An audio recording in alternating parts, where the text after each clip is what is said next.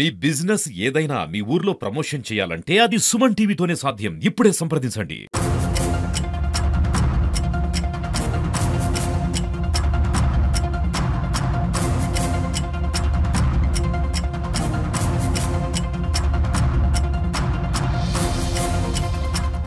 నగరంలో online investment అని చెప్పేసి బిఎంబి కంపెనీ అని ఒక బోర్డు పెట్టి అమాయకులైన ప్రజలను మోసం చేసింది.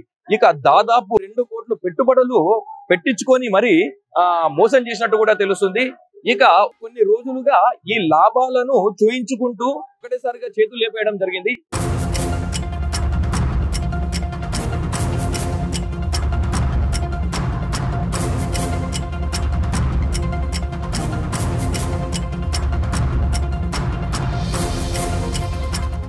ఇక ఆన్లైన్ పెట్టుబడులు పెడితే అధిక మొత్తంలో లాభాలు ఉంటాయని చెప్పేసి కొందరు స్థానికులను కూడా నమ్మించడం జరిగింది.